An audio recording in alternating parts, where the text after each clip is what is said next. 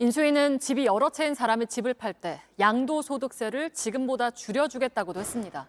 여기까지는 다주택자에게 퇴로를 열어주는 차원에서 긍정적이란 평가가 많습니다만 인수위 계획대로 종합부동산세와 임대차 3법까지 줄줄이 규제를 풀면 도리어 집을 안 팔고 집값만 뛸 수 있다는 우려도 나옵니다. 서효정 기자가 취재했습니다. 서울 마포구의 아파트 단지입니다. 집이 두 채인 사람이 이 아파트를 2년간 보유하다 시세 차익 3억 원을 거두고 팔면 지금은 양도세를 1억 2,400만 원 내야 합니다. 하지만 인수위의 계획처럼 4월 중 늦어도 5월 11일부터 양도세를 감면하면 지금보다 세금이 5천만 원 줄어듭니다.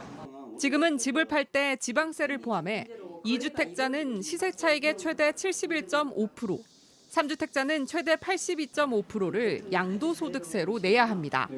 시세 차익을 1억 거뒀다면 3주택자는 8,250만 원을 세금으로 내는 겁니다. 현장에선 인수위의 설명대로 1년간 한시적으로 풀어주면 매물을 내놓는 다주택자가 많을 거라고 봅니다. 2주택자는 20%포인트, 3주택 이상 다주택자는 30%포인트가 내려갑니다.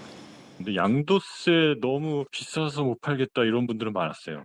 양도세는 크잖아요, 정말. 1년 내에 안 팔면은 양도세 다시 중과 엄청 매기는데 그거를 저울질해서 양도세 감면 혜택 받는 게 훨씬 낫죠. 하지만 종부세와 임대차 3법 등의 규제를 같이 풀면 집주인들이 버티기에 들어갈 수 있다는 분석도 있습니다.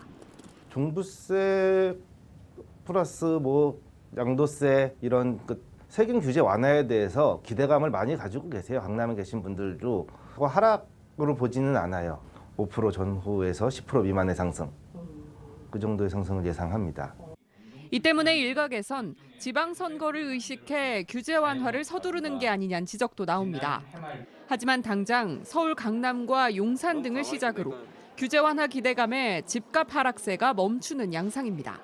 줄줄이 풀린 규제가 집값을 자극하지 않도록 속도 조절을 할 필요가 있다는 게 전문가들의 조언입니다. 다주택자 양도세 중과 배제 기간이 1년으로 정해진 만큼 종부세와 임대차법 등의 규제는 그 이후에 검토해보는 것도 정책의 효과를 높일 수 있는 방법으로 거론됩니다. JTBC 서효정입니다.